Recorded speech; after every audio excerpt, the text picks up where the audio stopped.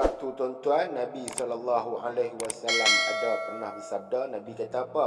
3 doa yang mustajab, yang tidak diragukan lagi.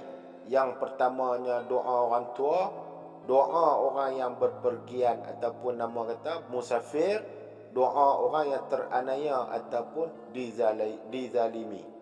Hadis riwayat Abu Daud. Ni Islam labelkan 10 jenis dosa ataupun perkara yang Allah akan bagi pada orang yang derhaka kepada kedua ibu bapanya, tuan-tuan dan puan-puan sekalian. Yang pertama dalam Islam, Islam bagi tahu yang pertamanya orang yang derhaka kepada kedua ibu bapa ni, Islam kata apa? Dia ni akan dibenci oleh Allah Subhanahu Wa Taala.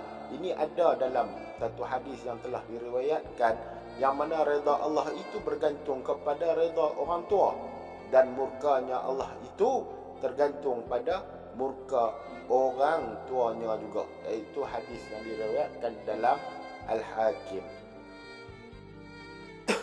Nombor 2 pula ni tuan-tuan, di dunia ni akan diberikan azab ataupun hukuman. Hadis Nabi SAW, Nabi sebut apa? Setiap dosa akan diakhirkan oleh Allah sehendaknya sampai pada hari kiamat, kecuali dosa mereka yang menderhakai kedua orang tuanya. Sesungguhnya Allah akan menyegerakan balasan kepada pelakunya di dalam hidup sebelum mati. Tuan-tuan balik rumah nanti, tuan-tuan tengok balik kitab yang kita baca malam ni tuan-tuan. Tuan-tuan rujuk balik pelan-pelan. Menitik ke tak menitik yang mata kita tuan-tuan. Yang nombor 3 ni Nabi kata apa? Islam kata apa yang nombor 3? Tidak diterima solatnya tuan-tuan. Semayang tunggu terbalik ni kira semayang saja. Semayang saja. Hadis yang diriwayatkan oleh Abu Al-Hasan bin Makruf, telah dikatakan oleh Sayyidina Mustafa sallallahu alaihi wasallam, Allah tidak akan menerima solat orang yang dibenci kedua ibu bapanya, yang mana mereka tidak menganiayai mereka. Maksud kata apa? Orang tua kita tak pernah buat naya kita. Mengaji kita, sekolah kita, kehidupan kita daripada kecil sampai besar, dia tak cekik pergi bampuih pun. Tak pernah kata nak lempak tuan-tuan, dan apa dalam mana-mana sumur ke, nak pergi tauk lapar, nak pergi tinggal tepi jalan ke, tak pun mereka tak pernah naya kita. Tapi kita ni derhaka pada mereka, solat kita tak diterima. Hang penceramah besar ke, hang tu ayah ke, hang abang long kawasan ke, hang siapa sekalipun, hang famous sekalipun atas muka bumi ni, tapi kalau hang menganiayai kedua orang tua hang dapatlah balasannya, yang mana Islam letakkan yang 3 ni, semayang tak diterima Allah. Kita tengok yang nombor 4 pula, dosa-dosa tidak akan diampuni. Sebab apa? Sayyidah Aisyah radhiyallahu an telah menceritakan Rasulullah sallallahu alaihi wasallam bersabda apa? Dikatakan kepada orang yang derhaka, Nabi kata pada orang derhaka, berbuat baik, berbuatlah sekehendakmu, sesungguhnya aku tidak akan mengampunimu. Dan dikata juga kepada orang yang berbakti kepada orang tuanya, bahawasanya berbuatlah sehendakmu, sesungguhnya aku mengampunimu. Hadis riwayat Abu Nuaim. Dalam hadis tersebut jelas yang mana Allah dan Rasul tidak akan memberikan keampunan kepada seseorang yang derhaka terhadap kedua ibu bapanya. Keampunan Rasul ni maksud kata apa? Syafaat. Nabi tak bagi syafaat kat kita tuan-tuan dan puan-puan. Allah pula takkan bagi ampun dosa kepada kita. Nombor 5, terhapus segala semua amal ibadahnya. Orang yang derhaka pada kedua ibu bapa ni, mak mereka duk hidup lagi, mereka derhaka kaki ibadah, sorry to say lah, terhapus semua segala ibadahnya. Sebab apa? Ada 3 hal yang menyebabkan terhapusnya seluruh amal ibadat.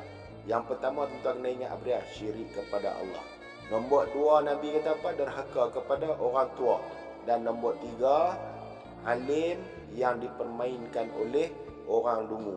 Orang bodoh pemain tu alim. Temala ada tak? Temala ada. Kau ingat tuan-tuan.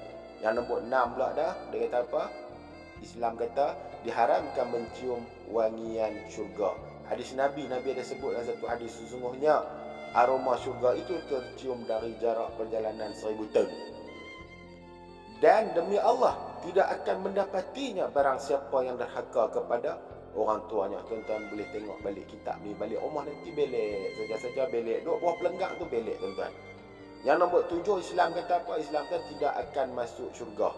Dalam sebuah hadis Nabi SAW, orang yang derhaka ni, Nabi kata apa? Ada 3 jenis orang yang diharamkan oleh Allah Subhanahu Wa Taala untuk masuk syurga. Nombor 1, pemabuk yang berat. Lepas tu penderhaka kepada orang tua.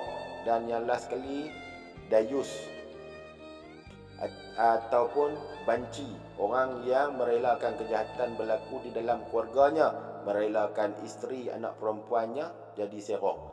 Hadis ni ada diriwayatkan oleh An-Nasa'i dan juga Ahmad. Tuan-tuan, nombor 8, Islam kata apa? Dapat disebut orang kafir. Allah, tuan-tuan, berat ni. Sebab apa? Dalam hadis Nabi SAW yang diriwayatkan oleh Imam Muslim kata apa?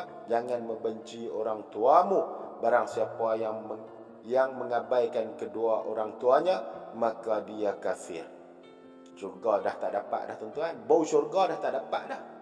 Lepas tu dah jadi ini pakai kita duk kena siksa saja dalam neraka kelak. Nombor 9, termasuk ke dalam orang-orang yang rugi besar. Sebab tu Nabi SAW pernah kata dulu, kalau kita dengar ustaz-ustaz duk cerita, Nabi kata apa? Sesungguhnya kecewa dan hina. Sesungguhnya kecewa dan hina. Sesungguhnya kecewa dan hina. Nabi sebut 3 kali ni. Orang yang mendapati orang tuanya atau salah satunya sampai tu, lantas ia tidak dapat masuk syurga. Dia ada orang tua, tapi dia tak berbakti pun dekat orang tua dia. Lepas tu masuk syurga. Nabi sebut sampai 3 kali. Sesungguh kecewa dan hina. Sesungguh kecewa dan hina. Nabi sebut 3 kali ni, tuan. Yang 10 Islam kata apa? Tidak termasuk dalam umat Nabi SAW.